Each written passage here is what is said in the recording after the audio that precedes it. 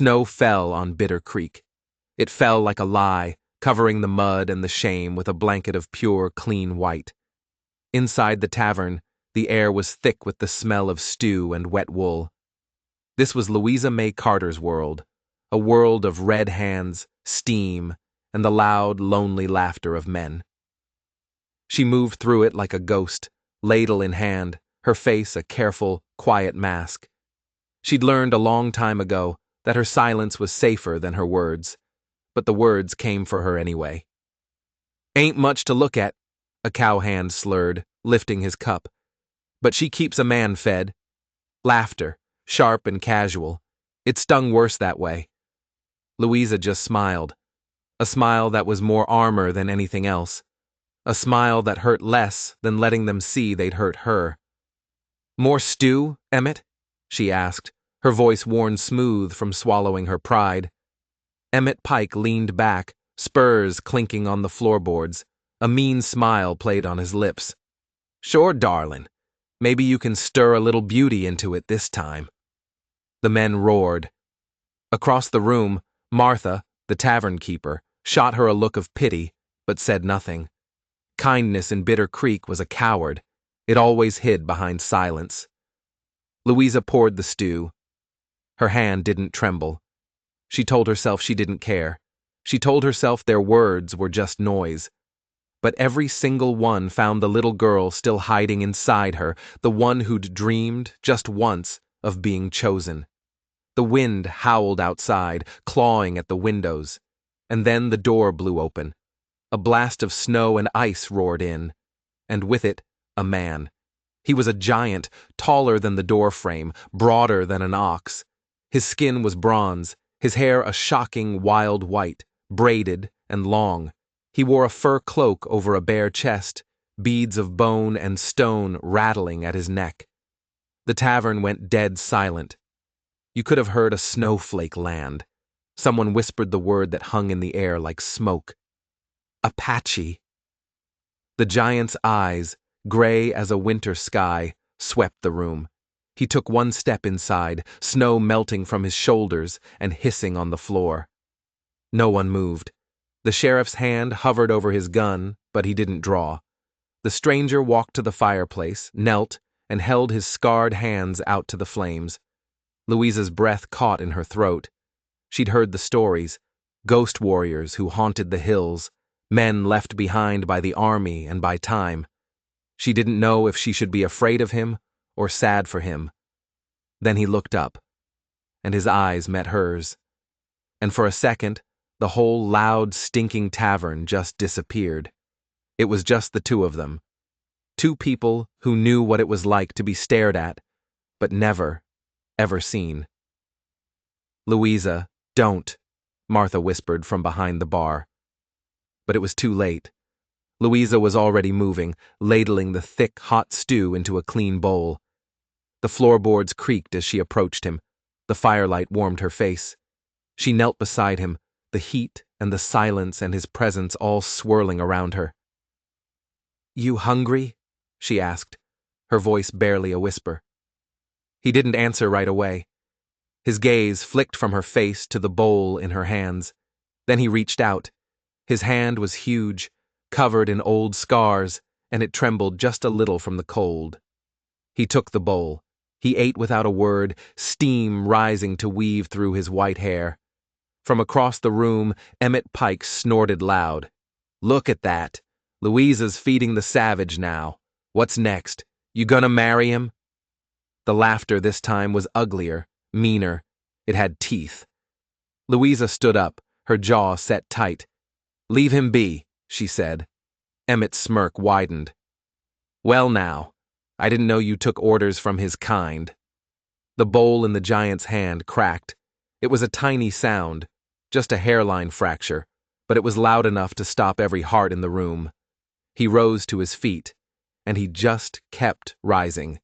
He towered over everyone, a mountain of a man, and his eyes burned like embers pulled straight from the fire. He had no weapon. He said no word. But the silence that came off him was heavier than a physical blow. Emmett's smirk finally died. His chair scraped back. The stranger reached into a small leather pouch at his waist. He pulled out a single silver coin. It was old and tarnished, but it gleamed in the firelight. He walked to the bar, placed the coin silently in front of Martha, and turned to the door.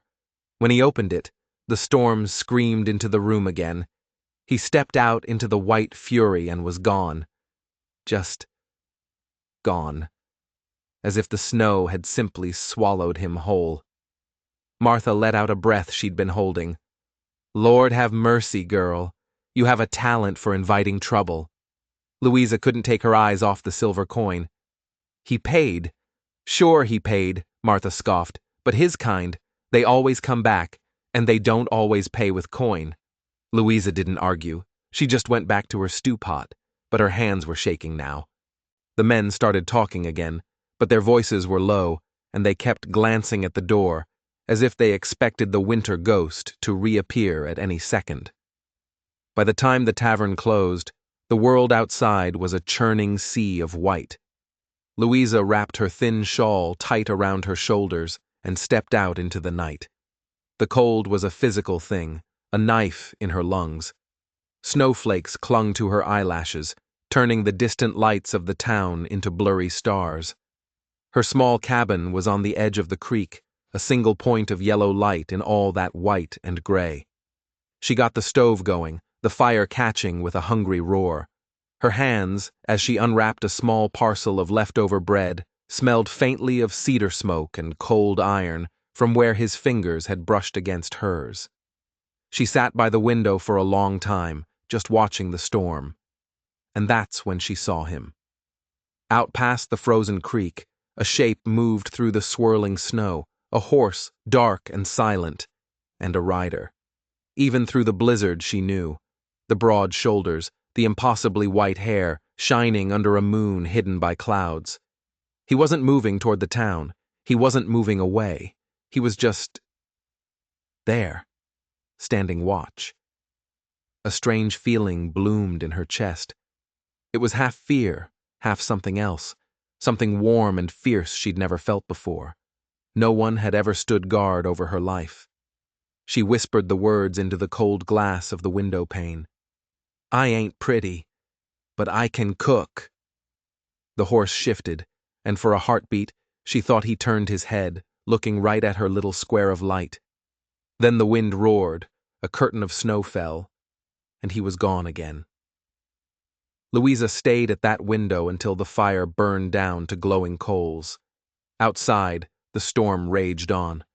But for the first time in a long, long time, she didn't feel entirely alone in it. When she finally stood up, the last ember in the stove popped, casting a red glow across the room. It lit the corner where her apron hung, and on the stained fabric, faint but clear, was the mark of a thumbprint. His thumbprint. It was darker than the rest, a smudge of something that wasn't dirt. She touched it. Her heart gave a single hard knock against her ribs. Outside, a wolf howled, long and low and lonely. And Louisa knew, with a certainty that made no sense at all, that the howl was for her. The world went silent again, holding its breath. 2 days later, the storm broke. It left behind a world that was buried and silent, glittering under a cold sun.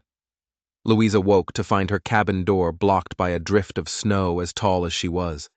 Her dreams had been filled with him. The white-haired man, standing by the river, a statue of defiance as the blizzard tried to erase him. She couldn't shake the feeling. It clung to her like wood smoke. She spent the morning digging herself out, her muscles aching, her mind restless. She kneaded bread, the way her mother had taught her, putting all her confusion and her strange new hope into the dough. And that's when she saw them. The tracks, deep, deliberate hoof prints that circled her cabin once, twice, before heading off toward the hills. He hadn't just been watching. He had been patrolling, guarding her. And then she saw something else. Tucked into the snow near her doorstep, half hidden, was a small, carved piece of wood. She picked it up, her fingers numb with cold, and brushed the snow away. It was a wolf. No bigger than her thumb, worn smooth with time. The carving was simple, But the eyes seemed to watch her. That afternoon, she did something she knew was foolish. She put on her thickest boots, wrapped the warm loaf of bread in a cloth, and she followed the tracks. They led her away from the town, across the frozen creek, and up into the silent, snow-choked hills. The trail ended at the old, abandoned trading post, a place kids told ghost stories about. The roof had caved in, the windows were like black, empty eyes. But a thin, almost invisible wisp of smoke curled from its stone chimney. Her heart started to pound. She pushed open the heavy, groaning door, and there he was. He sat by a small, sputtering fire, his back to her. His fur cloak was gone, his shoulder was bare, and it was slick with blood that had soaked through a crude bandage.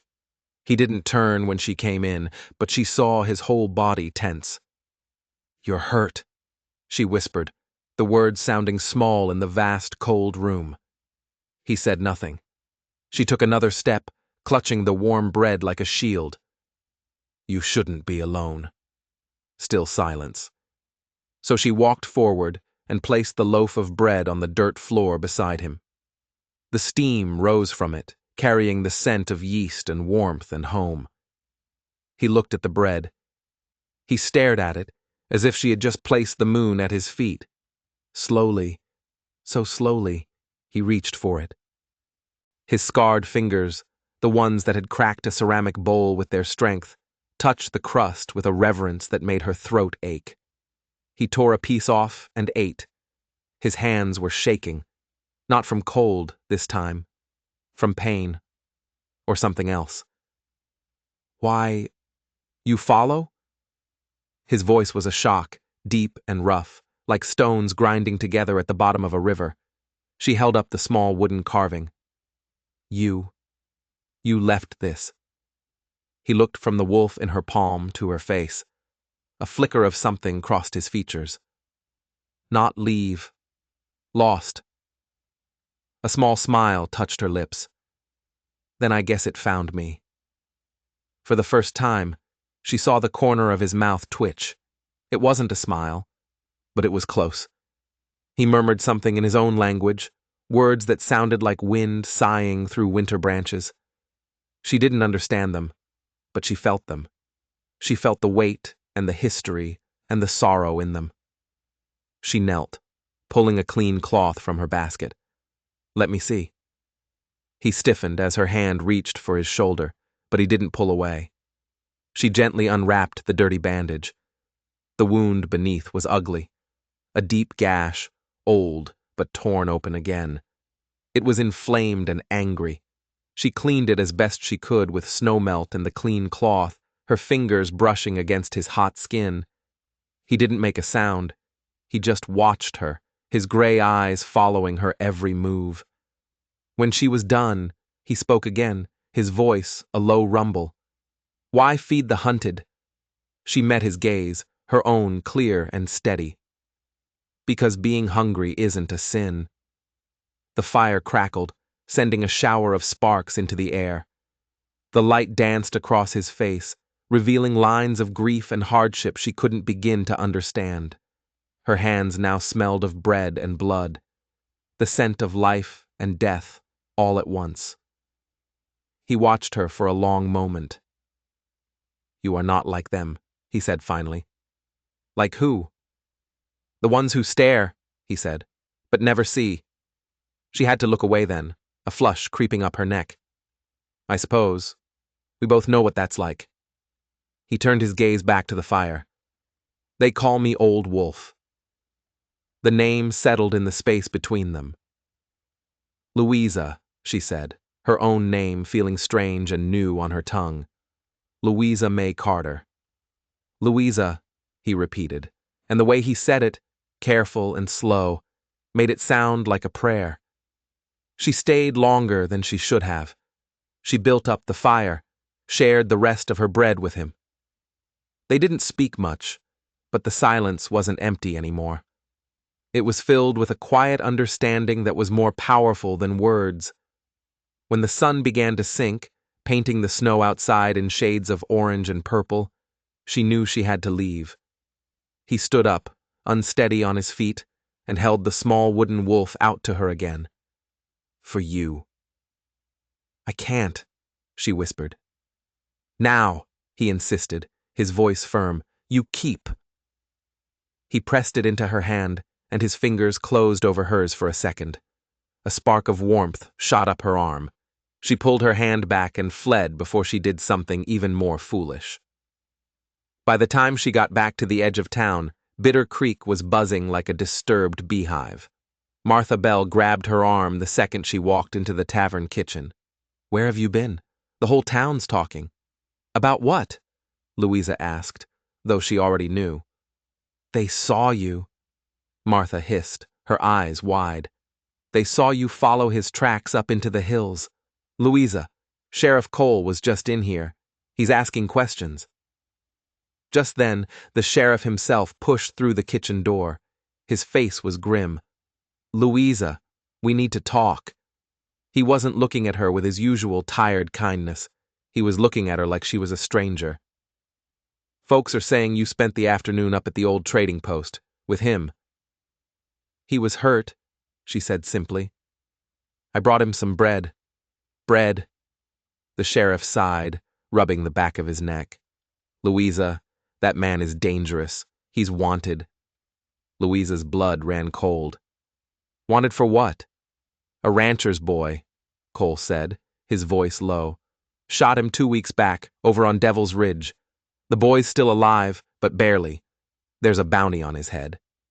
Louisa stared at him, her mind reeling. The wound. It wasn't from a fall.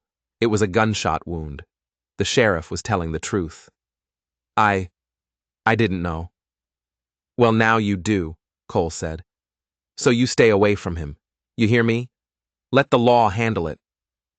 He looked at her, his eyes pleading. He's not what you think he is, Louisa. But as he turned to leave, Louisa noticed something. A tiny smudge of dark red on the cuff of his shirt. It looked like dried blood, and clutched in his hand for just a second before he shoved it in his pocket, she saw a small, carved wooden bird.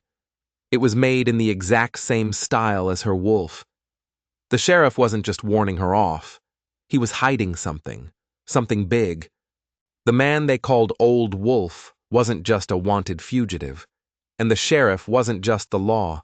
They were connected somehow, and she was standing right in the middle of it. The next few days were a special kind of hell.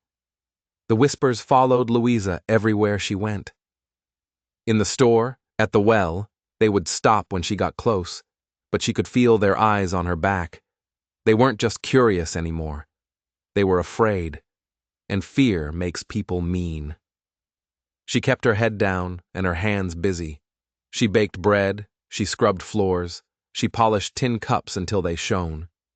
Each simple task was an act of defiance.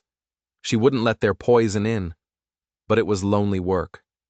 One night, as she was walking home, she saw him waiting for her by the frozen creek. Old Wolf. He was leaning against a snow-dusted pine, a shadow among shadows. He held a bundle of rabbit pelts in one hand. You should not be here, she said, her heart hammering. The sheriff. He told me. The sheriff tells many things, Old Wolf said, his voice calm. He stepped out of the shadows, and she saw that he looked stronger. The wound in his shoulder was healing. They talk. They say you are his woman. And what do you say? Louisa challenged, lifting her chin. He took a step closer, the moonlight caught in his white hair. I say a woman who faces a wolf is not afraid of the dogs in the town. He placed the soft rabbit pelts in her arms. For the cold. Before she could say anything, he melted back into the trees and was gone. But his words stayed with her, a small, warm fire in the frozen landscape of her life. The town's fear, however, was growing into a fever. Emmett Pike was feeding it, stirring it up with whiskey and lies. He stood on the tavern porch, preaching to a crowd of angry, bored men. She's helping him, hiding him, a known killer. If the sheriff won't do what's right, then by God we will. Sheriff Cole tried to reason with them. Now hold on, Emmett. There's no proof he's even still in these hills. There's proof enough for me, Emmett roared, slapping the pistol on his hip. She's choosing a savage over her own kind, and that makes her no better than him. The crowd roared its approval. That evening, Louisa saw the torches, a snake of fire winding its way up the trail toward her cabin. Her blood turned to ice. She ran inside, her hands shaking so badly she could barely lift the heavy bar on the door. Then she heard his voice, right outside her window. Louisa, open the door. It was Old Wolf. She fumbled with the bar and threw the door open. He slipped inside, silent as smoke. He held a bow in his hand and had a quiver of arrows slung across his back. They come, he said, his eyes scanning the dark woods. I know, she breathed. You have to run, hide. He looked down at her, and for the first time, she saw something in his eyes that wasn't just strength or sorrow. It was a fierce, protective tenderness. The wolf does not run from his own den, he said softly. He grabbed the old hunting rifle that hung over her fireplace. He checked the load, his movements swift and sure. Then he handed it to her. You know how to use this? She nodded, her hands closing around the familiar weight of the stock. My father taught me. Good, he said. The torchlight was closer now, dancing between the trees. She could hear their angry shouts. He looked at the door, then back at her. Stay away from the window. When they get close, I will go out. You will stay here. No, she said, her voice shaking but firm. This is my home. They are coming for me as much as for you. We face them together. He studied her face in the flickering firelight, a long, searching look. Then he gave a single, sharp nod. Together. The first torch appeared at the edge of the clearing, then another and another. Emmett Pike was in the lead, his face twisted with rage and whiskey. Louisa, send the killer out, or we're burning you out. Old Wolf moved to the door, his bow in his hand, an arrow nocked. He opened the door just a crack and stood there, a silhouette against the firelight. Go home, he said, his voice echoing in the sudden silence. This is not your fight. The hell it ain't, Emmett screamed, raising his pistol. You're a dead man. And he fired. The shot ripped through the night. But it didn't hit Old Wolf. It slammed into the doorframe, inches from his head. And then something impossible happened. From the trees, on the far side of the clearing, another shot rang out, and the torch in one of Emmett's men's hands exploded in a shower of sparks. The men yelled, spinning around in confusion. They weren't alone. Another shot came, then another. Not from the cabin, from the darkness that surrounded them. One of the men screamed as a bullet tore through the fleshy part of his arm. They were being picked off, hunted. It's an ambush, someone shrieked. Emmett Pike stared wildly into the woods, his bravado gone, replaced by pure terror. Who's out there? Show yourself! A figure stepped out from behind a thicket of pine. It was Sheriff Cole, and he wasn't alone. He had his 2 deputies with him, and their rifles were all pointed directly at Emmett's mob. That's enough, Emmett, the sheriff said, his voice cold as steel. Drop your weapons, all of you. Emmett stared at him, his face a mask of disbelief. Cole? What are you doing? You're helping him? I'm stopping a lynching, the sheriff said. There's a difference. He walked forward, his eyes never leaving Emmett's. Now, I'm only going to say this one more time. Drop the guns. One by one, the men let their rifles fall into the snow. Their fight was gone. Emmett was the last one. He stood there, his pistol still aimed at the cabin, his whole body trembling with rage. You're a traitor, Cole. A damn traitor. And you're a fool, Emmett, the sheriff said. He nodded to Old Wolf, who was still standing calmly in the doorway. A silent message passed between the 2 men. It was a look of shared history, a look of a debt being paid. Emmett saw it, and he finally understood. You know him, he whispered, his eyes wide. You've known him all along. The sheriff didn't answer. He just gestured with his rifle. It's over. Emmett finally lowered his pistol, but as he did, his eyes locked on Louisa, who was standing just behind Old Wolf, her own rifle held steady. His face twisted into a final venomous sneer. He ain't worth it, Louisa. He'll get you killed. You're the only one doing any killing tonight, Emmett, she said, her voice clear and strong. Defeated, Emmett and his men were marched away by the sheriff and his deputies. The clearing was suddenly quiet again, littered with dropped torches that hissed and died in the snow. The air smelled of gunpowder and pine. Louisa lowered her rifle, her arms suddenly feeling like lead. Old Wolf stepped out of the cabin and walked to where she stood. He gently took the rifle from her hands.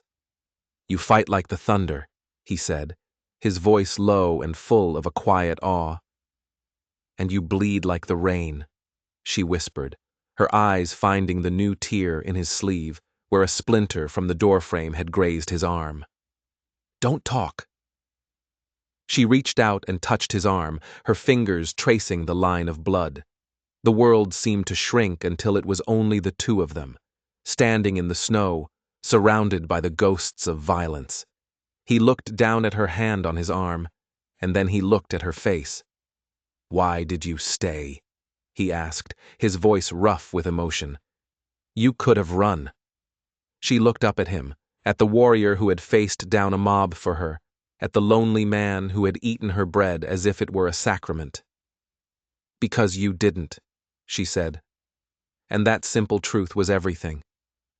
He bowed his head then, and his forehead came to rest against hers. They stood like that for a long time, breathing in the same cold night air, their worlds finally touching. In the distance, the town's church bell began to ring, a frantic, panicked sound. Someone was spreading the news. The story of the night the sheriff turned on his own people to protect the Apache killer and the plain-faced woman who loved him. Louisa knew in that moment that nothing would ever be the same. Her life in Bitter Creek was over.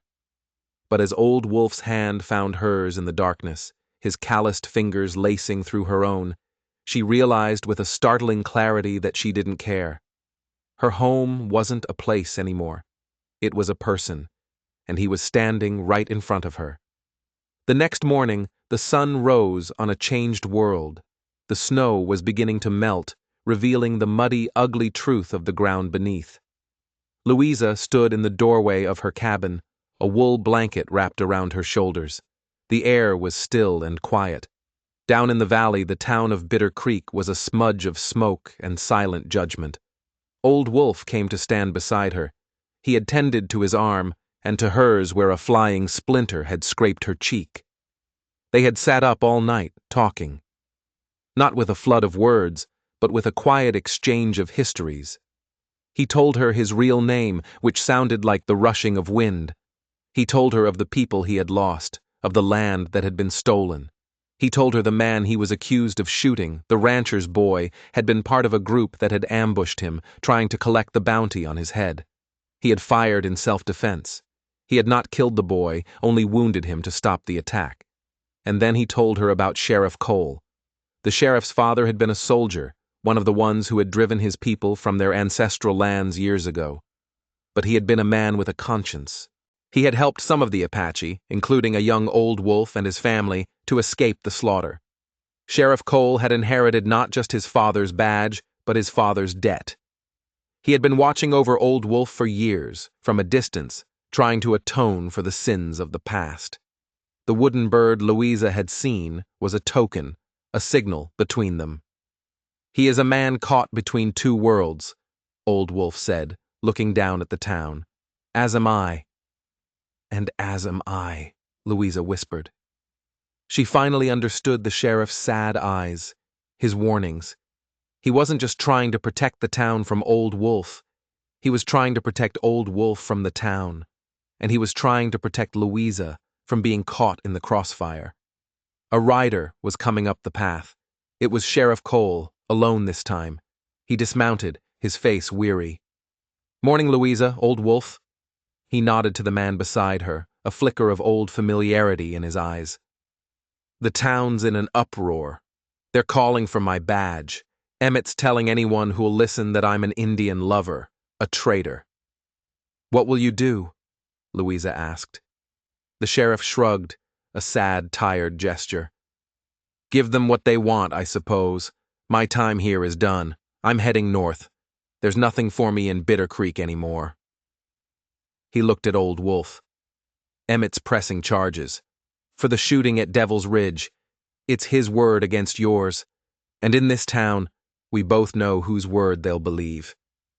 Old Wolf stared out at the hills, his face unreadable. "I will not be put in a cage." "I know," the sheriff said, "which is why I'm here. I came to tell you to run, both of you. Get out of these hills before the U.S. Marshals get called in. Once they're involved, there's nothing I can do." He looked from Old Wolf's stoic face to Louisa's determined one.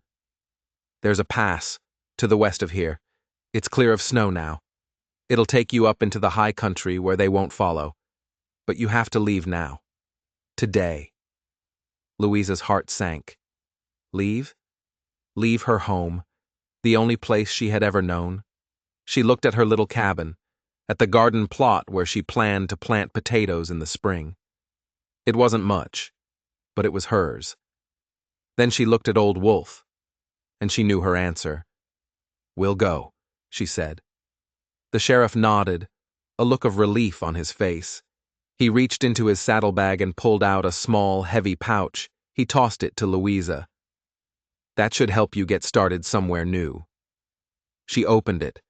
It was full of silver coins, more money than she had ever seen in her life. "I can't take this," she said. "It's not from me," the sheriff said, swinging himself back onto his horse. "It's from him." He nodded at Old Wolf. "The coin he gave Martha at the tavern. It wasn't just any silver coin. It was from the lost Spanish load. His people have guarded that silver for generations. It's sacred. He was offering a piece of his soul as payment for a bowl of stew." Louisa stared at Old Wolf, stunned. The silver coin. It hadn't just been payment. It had been a test, a gesture of trust, and she hadn't even understood. The sheriff tipped his hat. "Good luck to you, Louisa May Carter. You're a braver woman than this town deserves." He turned his horse and rode away, not looking back. Louisa and Old Wolf stood in silence, watching him go. The last link to their old lives, disappearing down the muddy trail. She turned to him, the weight of the silver heavy in her hands. "The lost Spanish load. Is it true?" He nodded. "My people do not use it as money. It is the heart of the mountain. It is our story, written in stone. Emmett Pike's grandfather knew of it. He tried to steal it. My grandfather stopped him. The hate between our families is old and deep." Now it all made sense. Emmett's obsession, his burning personal hatred. It wasn't just about prejudice. It was about greed and a bitter family legacy. "Where will we go?" she asked, her voice small. He took her hand, his fingers closing over hers. He looked up at the vast blue sky, at the towering peaks to the west. "Home," he said. And for the first time, Louisa realized that home wasn't a place on a map. It was a direction. It was a journey. They spent the rest of the day packing. There wasn't much to take.